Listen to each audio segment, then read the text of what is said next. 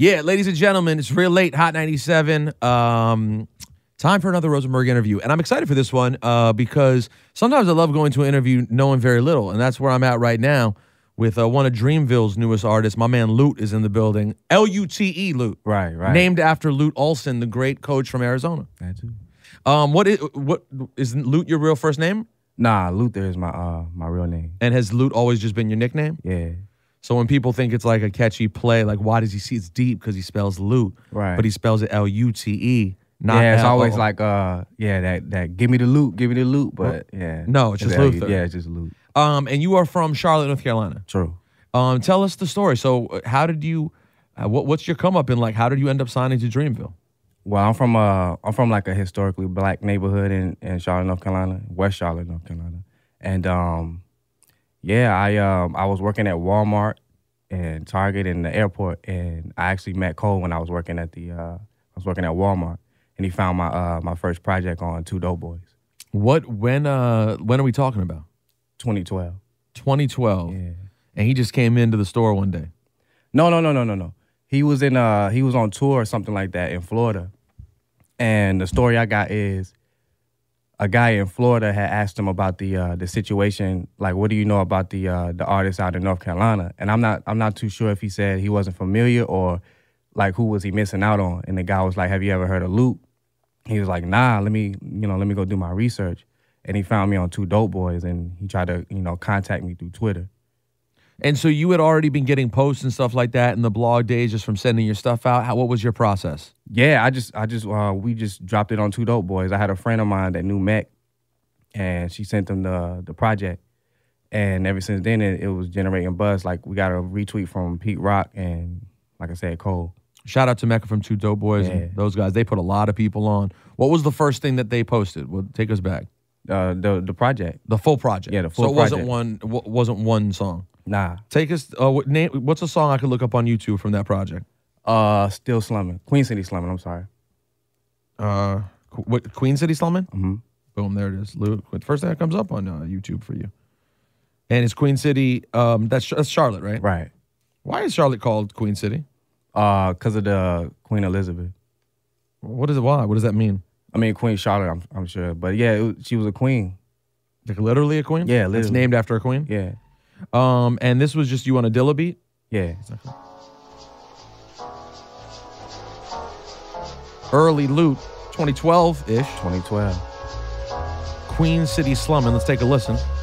Yo, they want me to wild out. Instead, I style out like 3 stacks. Stash 3 stacks. Told my girl I'd be right back. Who be in that when shit pull up and tents all black?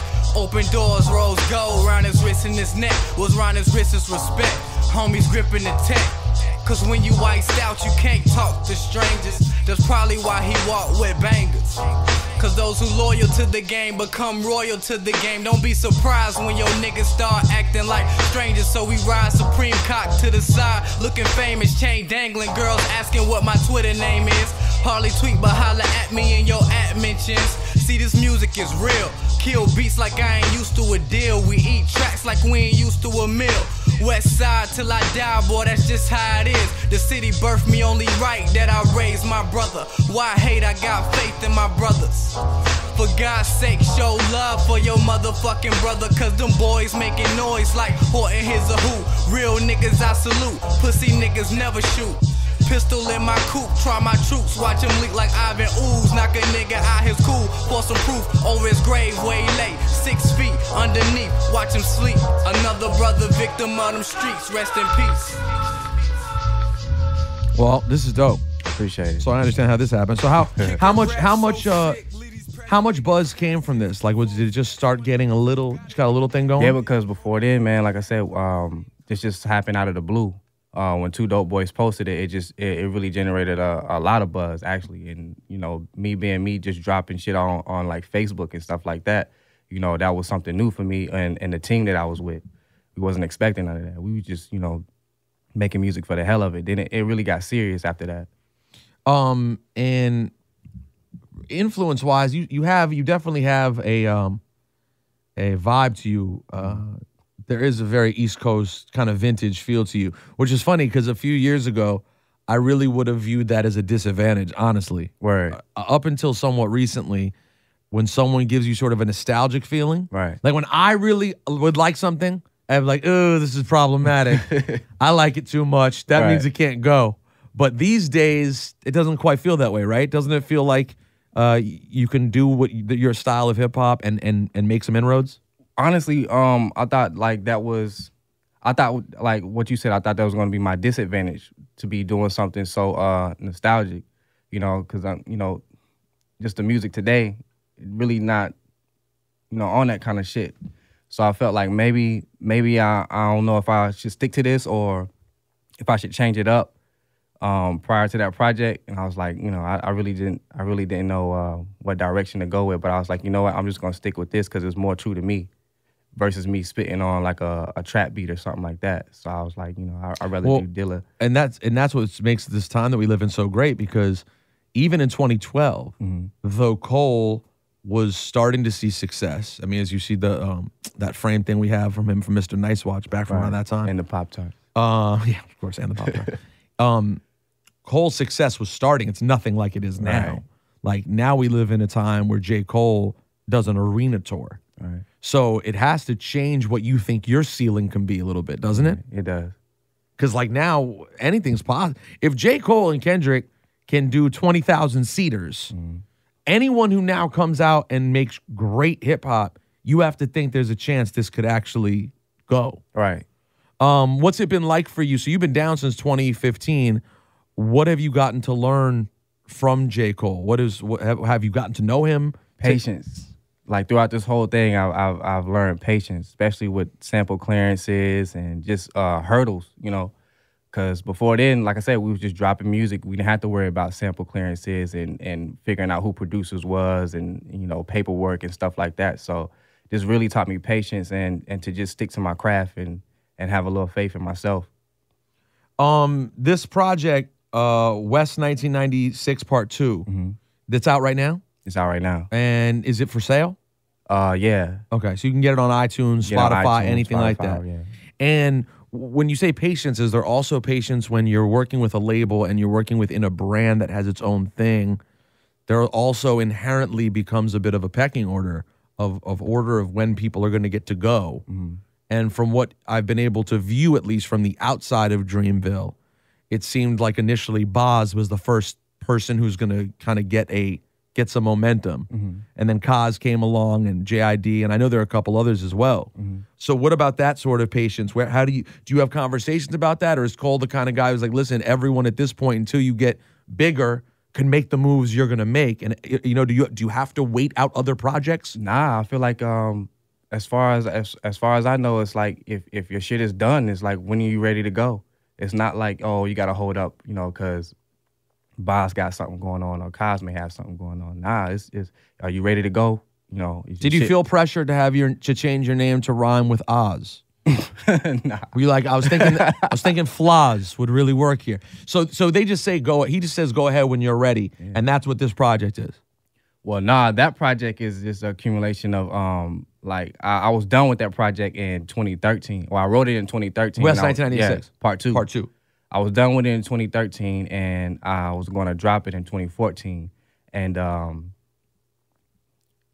so upon being signed, we had to go through sample clearances and finding those, because all those beats on that project was from, the original project was from YouTube.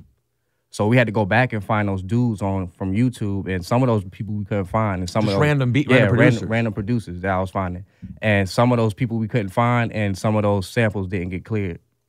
So I had to redo every song on that project at least twice.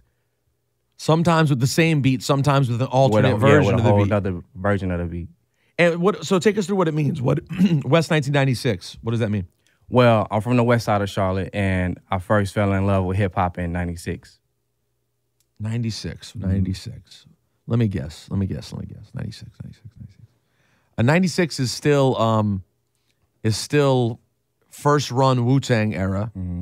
It's pre Wu-Tang Forever. I think 95 was Cuban Links and Liquid Swords, right? That's 95. But 96 is still, that's what's banging at the time, right? Is that what you were very into? Was it Wu-Tang era stuff? Yeah, Wu-Tang era stuff, Outkast. My brother, because I fell in love with hip hop through my brother's CDs when he went to the military, and left back like a whole treasure trove of CDs and stuff like that. And normally my brother wouldn't let me go through his shit or, you know, go through his room, not alone, like, you know, his personal things. So when he went to the military, he left all that behind. Just tons of CDs? Yeah, just tons of CDs, and I went through them. So it was 96, but some of the CDs were older because... Yeah, this was like most of the CDs were 96 era, but this was like an older time. Because I was going to say, because 96 was Outkast in between projects. Right. They were between ATLians and the next one. It was just the era that I felt was so like, you know, it resonated with me more. It is amazing how many, like at the time, I remember in 96 being like, nothing will be 1993. And then like you go back and look and like every year was pretty good. Like even as you see the anniversaries coming up right now of 97, I'm like, damn, 97 still had a lot of stuff going. Right. Like we just had, I think the 19-year anniversary of, it was 98, I believe. Yeah, I think it was 98 was the anniversary of that day that Love Movement, Black Star, Outkast, and Jay-Z all dropped on the same day. So like even well through that time, it was just awesome. Who would you cite as your absolute favorites though? Do you have any group that's particularly the most or artist that's the most influential? Well, ODB is like my favorite artist of all time. Really? Yeah, like if somebody's like, yo, who's your top 5 dead or alive, ODB is number 1. Why? Always. What is it about ODB? He had no filter. He wasn't afraid to show who he was, even his flaws, you know, and I love that about him. Yeah, you don't find a lot of artists who say the words, I came out my mama pussy, I'm on welfare. Man. You know? And together like that too. That's what I find particularly amazing. Yeah, he wasn't afraid. I felt like he wasn't afraid to show who he was and his flaws and all. Do you which obviously the first album is incredible, but how far do you go with Old Dirty? Like, did you like the second album? Interviews, yeah, I listen to the albums, but it's more so the interviews with me. Even with Pac, like I love Pac's music, but it's just seeing who he was in the real world is what I really fuck with artists the most, like who they are as a person. That's a very well with Dirty, it was completely unfiltered. There's no, you know, I was talking to someone the other day. There's an Old Dirty script that's been going around Hollywood for a while, and to me, that's such a tough project to touch at this point while his image is still fresh, because he's so unique. Like, he is such an incredible character. You never get another soul like him, man. Never. Like, he's, at the same time, though, the time would be good because Old Dirty's son, it reminds me of him so much that I do think it could work. I've only seen, like, one interview of him. I haven't, like, really... What, with his son? Yeah, with his son. I haven't seen or heard his music or nothing like that. So his son, who I haven't seen in a long time, I really should reach out to. I still have his number. Great kid. And I never got to know Old Dirty because, you know, I was just a kid watching from afar. But I feel like I know his spirit. Like, you can feel it through his son. Wow, that's deep. Do you know this record? Let's see. Drop the drums. Yeah. I know all the time, it'll be hard to use your Trojan because you can't... I know all the time, fellas, it's hard to use the Trojan because you can't breathe. It's all closed. Nah. Put the beat on. Put the beat on. Just everyone appreciate that he's rapping about VD, and he always talks about that he got VD twice. Like, it's a known thing that he got VD. And he says, that's what I'm saying. Like who says that? Like, you don't get people that's that unfiltered. He says, I know sometimes, fellas, it'd be hard to use a Trojan. Your shit can't breathe. It feels all closed in. Hold on, let's just give him a minute, Old Dirty. Everybody loves sex is something that everybody needs. Everybody wants. Everybody loves sex is something that everybody needs. Everybody wants. Better use a Trojan. I know all the time, fellas, be hard to use a Trojan because you can't breathe and feel all closed in. They want to slip it off, oh baby, I like it raw. Why I wanna hurt myself for? I was walking down my block, said my block Monroe. Said peace to this girl, girl said hello. Well, hell is low, and the lowest you can go is 32 degrees below zero. So I started to rain on this young brain, causing to. He also could really rap. Like there's all these different layers that made him special too. And he's one of the artists I bring up now when people from the 90s hate on the new artists like the Young Thugs and the people like that. I'm like, you realize that like Old Dirty was totally unconventional. Right. There was nothing conventional. And his name, we're like all these rappers with the names. I can't keep track of your. His name was Old Dirty Bastard, guys. At the time, in 1993, 4, 5, when he was popping, we thought that name was crazy back then too. By the way, I just want to be clear. He starts Brooklyn Zoo by just saying shit. That's just his first ad-lib. Listen. That's my shit too. Shit. Word. I bust that nigga ass right now. Ain't none of them niggas can't fuck. What? One of the hardest records of all time. All time. I mean, if you're ever in a period in your life when you need energy to just all time, like to just hate, you just want to fuck people up, just sit and listen to this record. It'll put you in such a space. Yeah. Have you ever heard this one? I'm gonna give you one more gem. Have you ever heard this Mr. C freestyle? Hold on. Yeah. This is crazy. This a warning. This is Old Dirty. This is most psycho. I'll have to turn off the microphone so y'all can hear it. Hold on, here we go. Yeah.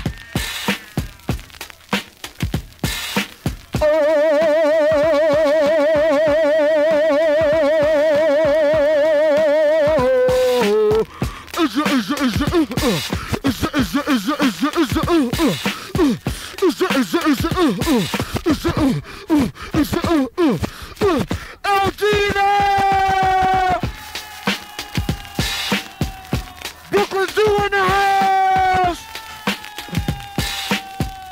Oh, dirty bastard in the motherfucking... That's the funniest shit ever. Well, he actually kicked some bars too, but just the screaming is so good. Like, Mr. My name. It's the Old Dirty Bastard. My game. To kick your ass.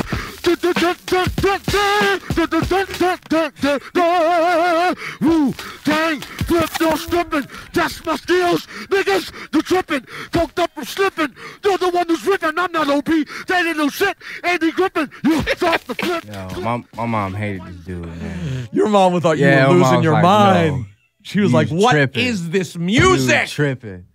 But I loved it, man. Yeah, for real. there's him and X. I think have an energy that you can't really describe. That's why I love, and I hope X is taking care of himself because I'm so happy he's still around and we're able to like feel DMX's energy sometimes because it's such a unique and crazy energy. What can you tell us about this project? What could people? Obviously, when we played the part, I'm sure a lot of people listening who heard you were like, "Yes, these are the kind of bars I like. This is the kind of rap I like." What can you tell us about the project? Like, how do you feel about it? How would you describe it? Well, really, like what I want people to take from it is being greater than your circumstances and really believing in yourself and not really worried about where you come from and just really focusing on like who you are. Because I come from a neighborhood that's like you were saying it's historically black, correct? Yeah, it's historically black, and whether or not it was good for bringing the people up and it was good for bringing the people down as well. But yeah, like I said, like I come from an environment where it wasn't all good, so and I also didn't graduate high school either. So the whole time, I'm thinking like, how far did you make it? What year? 11th grade. Okay. Yeah. And then what happened? I dropped out, and I went to a community college to go back and get like my GED. I was actually going back to get my high school diploma, and I was like, nah, this ain't gonna work. And then I went back to go get my GED, and I was like, nah, this shit ain't gonna work either. I remember my aunt telling me, like, yo, like, just know from here on out, like, your life is going to be harder than your friends. And if you cool with that, I'm cool with that. And at one point, it was like, nah, I'm not cool with that. So that's why I went back to go get my GED. But then it's like, nah, you know what? That's an interesting point, though. She may just know that because you didn't graduate. Because you didn't graduate, your life is going to be harder than your friends. And I remember it was called the Crack Building. I remember just going out of the class and sitting on the steps like, damn, you know what? My life going to be harder than my friends then. And did you ever get the GED? Nah. It never happened. Nah, it never happened. How has your life gone right now? Like at this point, do you feel like you've now made it past where you no longer need to worry about the fact that your life could have been harder from a regular job standpoint? True. I mean, I'm always gonna have that in the back of my head, no matter. Like, damn, if this falls off, I got to go back to the workforce. True. Yeah. I'm always gonna have that in the back of my head that I didn't graduate high school. I don't care where I'm at in life. you know, it's always gonna be that void there. But I feel like I'm gonna be good without it regardless. What did you drop out to do? Work? Oh, you just left. You realized I this just isn't left. for me. Yeah, I was just like, nah, this ain't for me. And where'd you go work? My first job, I was working at a cafeteria. Like, my mom got me in. I was 17. And you had to be, at that time, you had to have like a worker's permit or some shit like that. So my mom, she put in a word at her bosses. And I was working at a cafeteria at a truck stop. Oh my and God. Then I went to, you're sure that you really thought that was better than school, huh? Nah, I didn't, but I just knew that school wasn't for me though. So I had to make it work either way.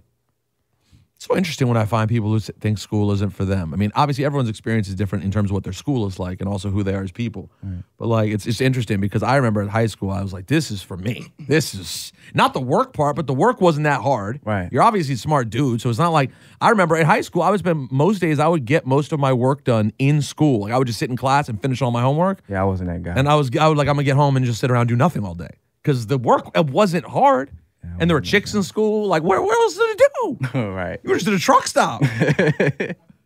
So what did you do after the truck stop? I worked at a grocery store, Harris Teeter. Okay, now we're getting somewhere. At least we're getting some healthier options. Yeah, the payroll is getting a little higher. There you go. And then when did you make the big elevation to Walmart and Target?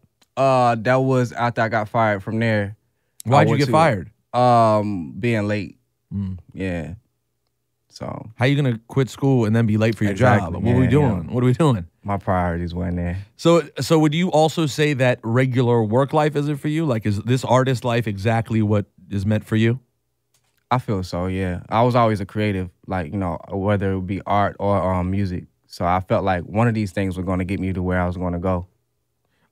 Back to West 1996. Any features on here? Yeah, on part 2. Yeah, on part 2. Sorry. Yeah, a friend of mine, Rye, from a group I used to be in, a local artist named Elevated J. What group did you used to be in? Forever FC. Okay. And a local artist named Elevated J, Earth Gang, and a guy named GQ. Okay, dope. And when did West 1996 Part 1 come out? It came out on the Part 1 came out in February of 2012.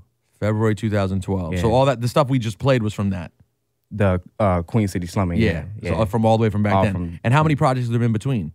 That's it. That's it? Yeah. So the last few years you were just running, making connects, building. Nah. What were you doing? Nah, in between 2012 and when I dropped this. You locked away for murder?